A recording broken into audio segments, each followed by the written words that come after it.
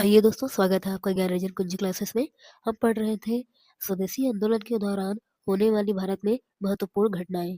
दोस्तों, अगर आपको ऐसा लगे कि मैं बहुत ज़्यादा स्लो बोल रही हूँ तो प्लीज़ आप मेरी वीडियो 1.5x की स्पीड से देखिएगा। तो देखते हैं स्वदेशी आंदोलन के दौरान उद्योग धंधों पर क्या प्रभाव पड़ा था। इस आंदोलन के का प्रभाव उद्योग धंधों पर भी पड़ा था। देश में स्वदेशी कारखाने, कपड़ा उद्योग, माचिस के उद्योग आदि स्थापित किए गए थे। इसी दौरान चिदम्बरम पिल्लई ने स्वदेशी स्टीम नेविगेशन कंपनी की स्थापना की थी। दोस्तों, इस कंपनी की स्थापना 1906 में की गई थी। यह एक भारतीय शिपिंग कंपनी थी जिसका उद्देश्य ब्रिटिश शिपिंग एकाधिकार को चुनौती देना था। इसमें ये जो है थूथुकुड़ी और कोलंबो के बीच इसमें पहली बार सेवाएं शुरू की गई थी, लेकिन ब्रिटिश सरकार के पक्षपात पूर्व रवैये और दबाव के कारण 1911 में इसे बंद कर दिया गया। यह एक भारतीय राष्ट्रवाद और आत्मनिर्भरता का प्रतीक माना जाता है। इसी अवधि में भारत में 4 बड़े बैंकों की भी स्थापना की गई। वे बैंक थे दोस्तों, सबसे पहले थे बैंक ऑफ इंडिया जो कि 1906 में, बैंक ऑफ बड़ौदा 1908 में, सेंट्रल बैंक ऑफ इंडिया 1911 में और बैंक ऑफ मैसूर 1913 में स्थापित किया गया था। दोस्तों, अब हम देखते हैं स्वदेशी आंदोलन का विज्ञान पर क्या-क्या प्रभाव पड़ा था। दरअसल दोस्तों, स्वदेशी आंदोलन का विज्ञान पर बहुत ही ज़्यादा गहरा प्रभाव पड़ा था। जगदीश चंद्र बोस ने पौधों की प्रतिक्रिया और तुलनात्मक इलेक्ट्रोसाइकोलॉजी नामक 2 सिद्धांत दिए थे। दोस्तों, अगर मैं आपको बताऊँ कि ये इलेक्ट्रोसाइकोलॉजी क्या होता है, तो उसमें हम देखते हैं कि जो विभिन्न प्रजातियाँ होती हैं, जैसे चूहे या कहना चाहिए मेंढक, बंदर, ये मनुष्य के मस्तिष्क में विद्युत गतिविधियाँ जैसे तरंगे या न्यूरोनल फायरिंग कह सकते हैं, का अध्ययन करने के लिए इनका उपयोग किया जाता है इसमें।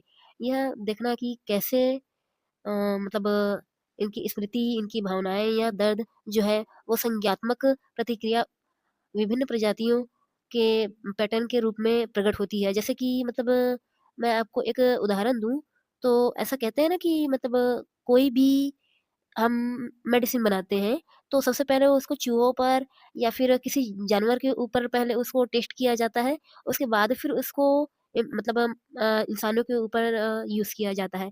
ये उसी टाइप का उसी के जैसा कुछ मुझे समझ में आया, मैंने इसका नाम पढ़ा तो।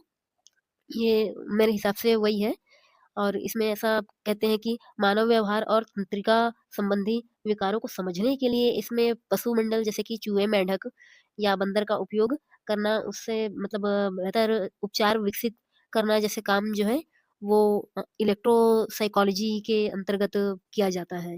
दोस्तों, अब हम देखते हैं शिक्षा पर स्वदेशी आंदोलन का क्या-क्या प्रभाव पड़ा था।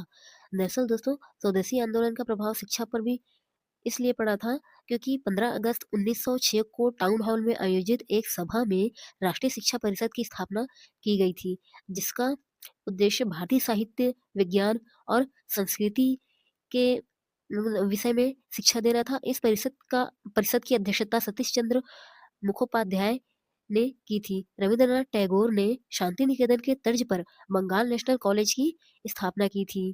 दोस्तों, इसके प्रथम प्रधानाचार्य अरविंद कुमार घोष थे। हमने अपने कल के वीडियो में कांग्रेस के सूरत अधिवेशन के बारे में बहुत कम ही पढ़ा था, इसलिए मैं आज आपको एक बार फिर से कांग्रेस के सूरत अधिवेशन के बारे में पढ़ाऊँगी और डिटेल से पढ़ाऊँगी।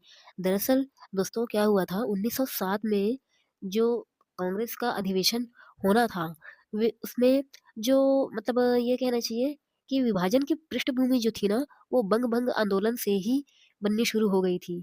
लेकिन उसका तत्कालीन कारण ये था कि जो अतिवादी राजनेता थे, वे कांग्रेस का अधिवेशन नागपुर में आयोजित कराना चाहते थे और वे चाहते थे कि इस अधिवेशन में अध्यक्ष जो है वो बाल गंगाधर तिलक या फिर लाला लाजपत राय को बनाया जाए, जिससे वे इस अधिवेशन में स्वदेशी व बहिष्कार आंदोलन और राष्ट्रीय शिक्षा के पूर्व समर्थन में एक प्रस्ताव पारित कर सकें। जबकि उदारवादी नेताओं ने इस अधिवेशन को सूरत में आयोजित कराना ही सही समझा और एक उदारवादी नेता रास बिहारी बोस को इसका अध्यक्ष बनाया। दोस्तों, ये रास बिहारी बोस हैं, वो जो एक और हम आगे भविष्य में पढ़ेंगे, वो रास बिहारी घोष मतलब बोस होंगे। अभी जो हम पढ़ रहे हैं वो रासबिहारी घोष हैं। तो दोनों जो है वो अलग-अलग व्यक्ति हैं और दोनों अलग-अलग समय में आएँगे, तो आप प्लीज़ कन्फ्यूज़ मत होइएगा, ठीक है? जो उदारवादी नेता थे, उन्होंने ना केवल रासबिहारी घोष को अध्यक्ष बनाया बल्कि स्वदेशी स्वदेशी आंदोलन, बहिष्कार आंदोलन और शिक्षा के प्रस्ताव को वापस लेने के लिए जोरदार माँग भी की।